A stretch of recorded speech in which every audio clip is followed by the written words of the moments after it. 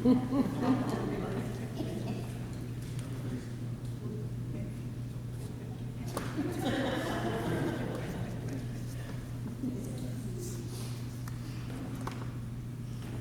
is a time of celebration, and part of the festive fun is food. Our Thanksgiving to Christmas consumption of goodies can easily lead to a few extra pounds and a resolution to start the new year, maybe with a diet. Well, there's nothing wrong with dropping any excess holiday weight, but in our culture, eating healthy, if not dieting, has become an important value. Kale, quinoa, or quinoa, and arugula, which in London is rocket. These were previously ignored 20 years ago. Arugula, kale, they're now praised. This is what you want. And this approach to health has benefits. But without a steady regimen of aerobic exercise, you may be easing the load while slowly killing yourself. Killing yourself, that is, with stress. You do realize, writes a countercultural commentator named Philip Lefebvre, that if you stand in front of the pastry case at the coffee shop and calculate calories in your head, trying to figure out if a chocolate chip cookie, that chocolate chip cookie, is going to show up on your hips, you're actually doing more damage to your heart from the stress than if you simply ate the darn cookie and allowed yourself to experience the joy of it, right? You do realize, he continued, that happiness and personal acceptance are hundreds of times better for you than stressful self-denial, right? Now, somebody said that refusing joy is nothing less than a form of blasphemy. Vanity kills, as does stressful self-denial. Happiness produces endorphins, which they keep you healthy. And even if laughter isn't the best medicine, would you rather live 10 years in a bowl of ice cream or 100 in a bag of rice cakes? Well, the truth of the matter is that you can eat right and take your supplements and get plenty of sleep and still get hit by a bus. Looking out the window at your tragically broken body will be a bunch of less disciplined folks who didn't think twice about eating that chocolate chip cookie. So go ahead, relax, enjoy the holiday season. God has created a delicious world for us, and God wants us to experience joy. It's not like stress to the world, the Lord has come. It's not like the archangel burst upon the shepherds and said, "Fear not, for today I bring you tidings of great stress, which shall be to all the people." That's usually the way it works. When we're stressed, we bring stress to all people. Husband, wife, partner, children, the family, pet, friends, and co-workers. But instead, the good news was, I bring you tidings of great joy that will be for all people. Well, let's rewind the tape and go back to the beginning of this story. Luke tells us that the angel Gabriel was sent by God to a virgin named Mary, engaged to a man Joseph, and as Mandy read, the angel comes to her and says, "Greetings, favored one, the Lord is with you." So this greeting contains an assurance of divine favor and power and presence, and it's meant to inspire joy. But Mary is much perplexed by his words, as any of us would be, and she ponders what sort of greeting this might be. As one of my now late clergy colleagues famously, at least in my mind, said to me, when the archangel Gabriel came upon Mary and said this to her, in her mind, knowing the history of what people in the Bible who had been blessed by God, what they had went on to experience, she probably said, "Oh, no." So you can just imagine her standing in front of the pastry case at some divine coffee shop, wondering what to think, what to feel, what to do. She is no doubt suffering some serious stress. "Do not be afraid, Mary," says the angel, "for you have found favor with God." The angel goes on to predict that she will bear a son named Jesus, one who will be great, the Son of the Most High, the heir of David, and the ruler of an everlasting kingdom. The child will be conceived by the Holy Spirit, explains Gabriel, and he will be born a holy child, nothing less than the one and only Son of God.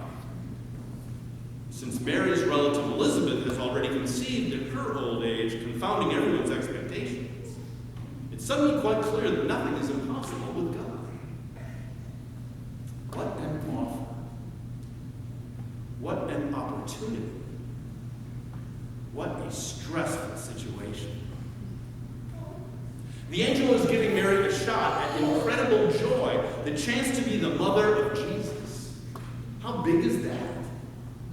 And yet, this opportunity brings with it the frightening thought that Mary will soon be visibly pregnant, carrying more weight than would come from eating a case full of baklava.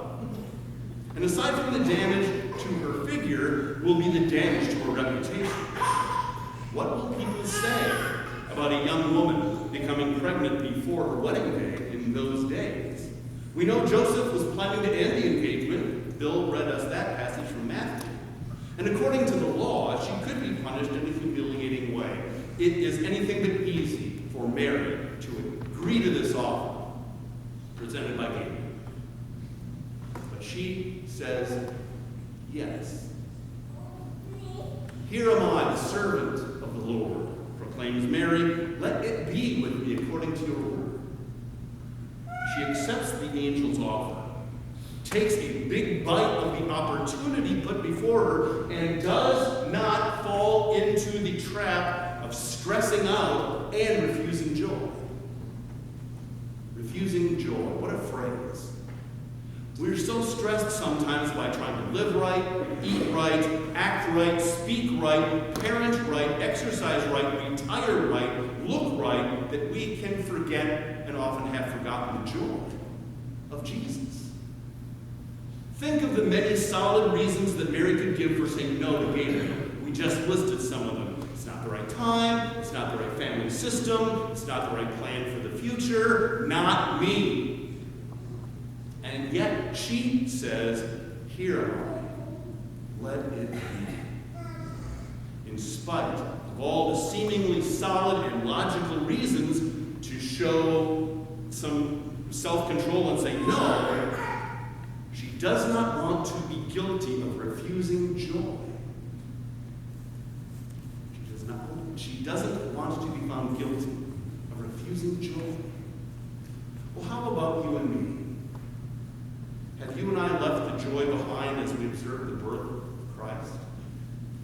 Do we feel pressure to practice self-denial as we face the dessert table at a holiday party?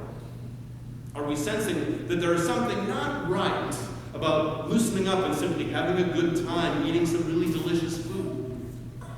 Have we lost the ability to happily chow down with no thought of calories, carcinogens, fat grams, carbs, hydrogenated corn syrup, or GMOs? But true Christmas, not to speak of Christian joy, but Christmas joy is not about eating cream puffs without guilt. The joy we refuse more frequently has nothing to do with food. The happiness we so often ignore, and happiness is not the same as joy. The happiness we so often ignore is spiritual, not physical. It involves believing, not binging. The joy that we can be guilty of leaving behind is the joy that comes from opening our hearts to the presence of Christ. The joy that we can be guilty of leaving behind is the joy that comes from letting God bless us. The joy that we can be guilty of leaving behind or refusing is the joy that comes from entrusting ourselves to God's care. That's what Mary did, after all. And that's what saved her from the mistake of leaving the joy of the Lord behind. Moving into Christian joy and not only Christmas joy. A week ago, Peggy McCoy, as she lit the candle of joy, told us that there is also the sacred joy which comes from knowing that we are part of a long line of Christians actively invested and involved in loving our neighbor and working for the common good. There is joy, recognizing oneself as sharing the values and practices listed in the Be the Church banner, which usually hangs from there to now is hanging down the stairwell down to the east exit and entrance.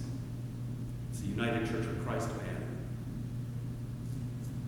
That's another kind of joy that we don't want to refuse. It's not about Christmas necessarily. So we know that Christmas, yes, it's more than an opportunity to eat and celebrate and exchange gifts. It is also a chance to approach Jesus with a desire to be filled and with an expectation of fulfillment. In a sense, we should come to Christ in the same way that kids come to the dinner table. They come because they're hungry, not because they feel a social obligation. They come with anticipation, expecting something good to be waiting for them. They come with trust, believing that the food will be nutritious. They come without worries about calories and additives. They come expecting to be filled, to be strengthened, to be satisfied, and to be nourished. Well, you and I can approach Jesus in the very same way. Any other path could leave the joy behind. Let me tell you a story. A Lutheran named David Miller remembers kneeling in his pew after returning from communion.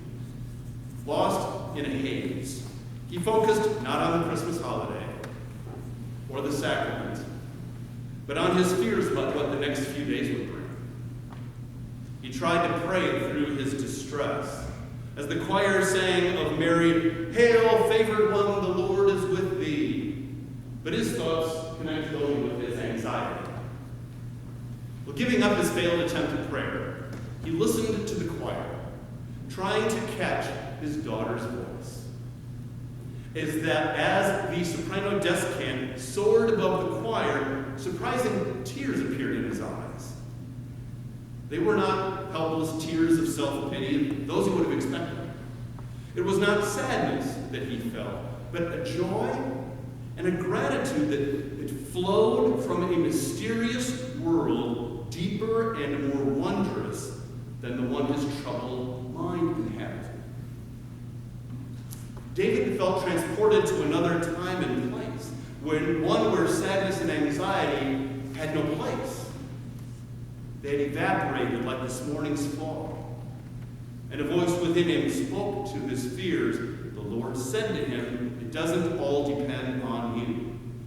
I am here." What a gift.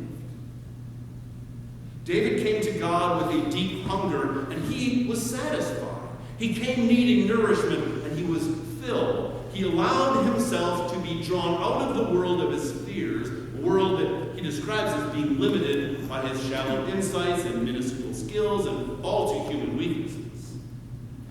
A sense of well-being washed over him, and he knew that the voice spoke the truth.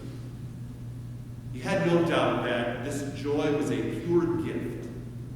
He had done nothing to produce it or to define it or to control it, but it was there.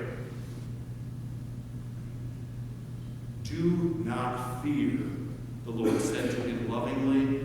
"I will not fail you. Don't you know by now how much I treasure you?" In the middle of our stressful lives, God wants us to experience joy. He wants us to know that God favors us, that God treasures us, and that God will not fail us.